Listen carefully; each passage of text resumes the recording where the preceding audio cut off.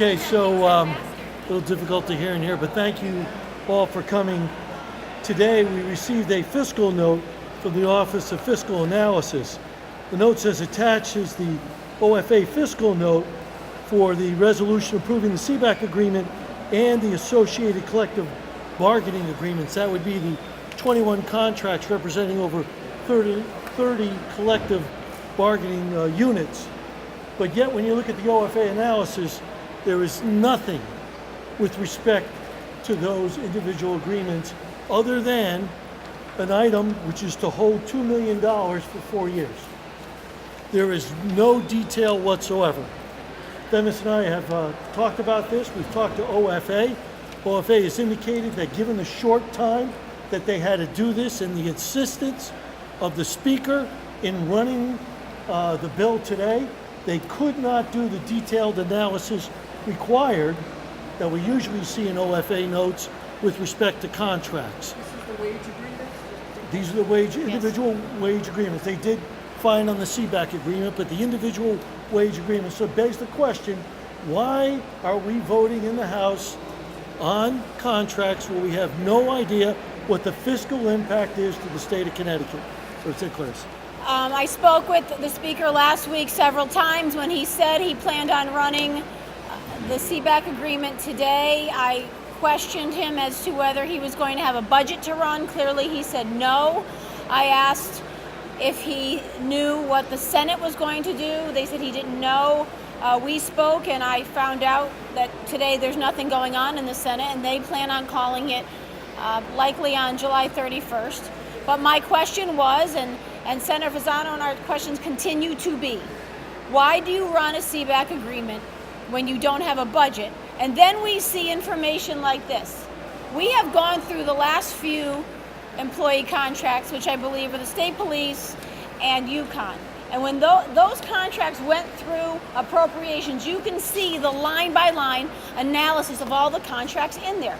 We deserve that before we vote on something. There is no reason to vote on this concession package today.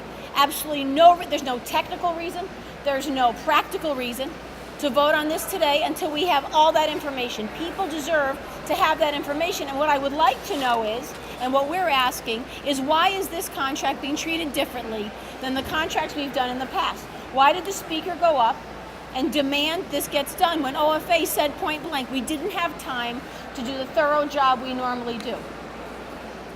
Final note, I also did speak to the speaker on Friday afternoon about 4:30, 5 o'clock, raised the concerns that there was not going to be an OFA analysis done. He had told me he talked to OFA and he assured me that OFA would have the opportunity to give us a total, complete review of the individual contracts. I explained that to OFA and they said, well, that's not exactly how we put it, so there might have been a miscommunication, but the bottom line is, as Representative Klarides said, there's no reason to rush it. How do you vote on something when you don't know the cost? We're in deficit. People in this building have a right to be educated on the votes that are put before them. And that is not what's happening, and we object to it.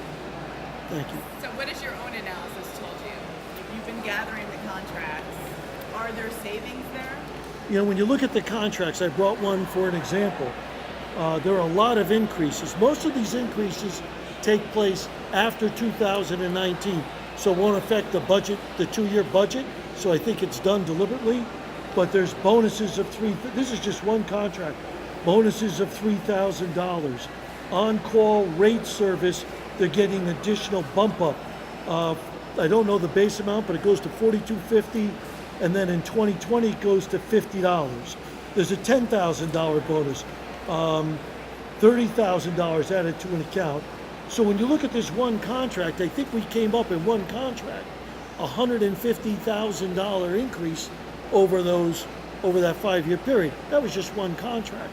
Now we reviewed a lot. We could see the money that goes up, but we don't have the staff. We just got this Thursday night, all these contracts. My staff split it up, went into it as much as possible, but we don't have the background or the administration within our own caucus to know, to back up, to figure out what all the numbers are. But they're definitely costs. And when you look at this and you see other wage payments, 2, 2, 2, and 2. And when asked where those numbers came from, well, it was just an educated guess. First of all, I don't know how you even came to that number, and when told we didn't have the proper amount of time to get the information. If that is not enough reason for us to not do this today, when once again, there is no legal reason to do it today, there is no factual reason, and there's no practical reason, I don't know what is. How does this affect reaching the budget agreement? The dispute you're having right now is how to the Office of Fiscal Analysis, waiting for that. How does that affect reaching the budget agreement? Well, if you don't know what you're approving and you don't know what the cost is, how do you know how to budget? You know, how you're backing into the issue. So one, they don't know what the cost is of this contract, and what I think I heard the speaker say in a press conference is this is the first step to a budget. Well, how could it be the first step of a budget when you don't even know what you're approving? There's no way anybody knows the fiscal impact that these contracts will have on a potential budget, and that's wrong. How soon are you going to have that information? When OFA gives it to us. It's up to the Office of Fiscal Analysis, which we're going to ask to continue their work. Maybe I'm sure we could have it by next Monday when the Senate is supposed to go in.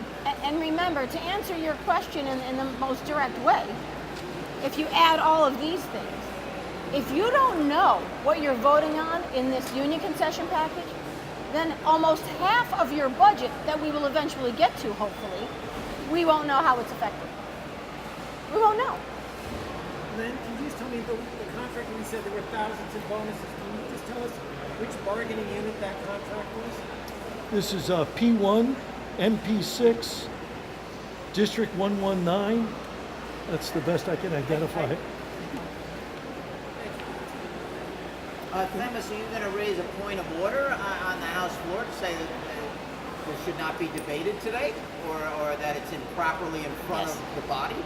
I've already mentioned it to the speaker, and if he goes forward with it, it will certainly be a debate we'll have on the House floor. And Right. that'll be, will there be a vote then to back the speaker, basically? Is that, what will happen after that? In other I mean, words, we'll make a motion? I can't tell you what will happen because that will be the speaker's decision, but it will certainly be a topic that we bring up in the way we've just brought it up to all of you, and letting him know that we don't believe we can properly vote on this because we do not have the proper information to make those decisions. And we just want to make sure every House member knows, to the best of the ability, that there is no OFA analysis on these contracts. And that's the message we're trying to get to House members. They understand there is no fiscal analysis. So there's not even a preliminary on the 30 individual contracts? There's nothing? Other You've got than a- zero from them? Other than a quote-unquote placeholder of $2 million. In each of the years, it's exactly $2 million. Even though we know in 18, the numbers don't go up, and in 19 are when the increases begin. So I don't understand why at least in 19 the number doesn't go up. And they said, look, we didn't have time to do the analysis. I don't blame OFA. This is an overly aggressive speaker who's trying to get this done, and he's pushing his way through and using his power and his weight to do it, and it's wrong. Have either of you gotten anything from the Office of Legislative Research on any of the working condition changes or any of the policy changes in either the SEBAC agreement or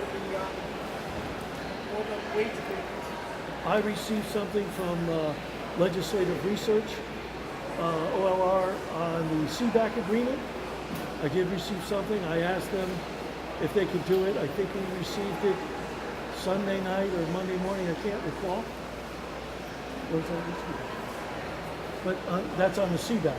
But on the contracts, we received nothing on the contracts.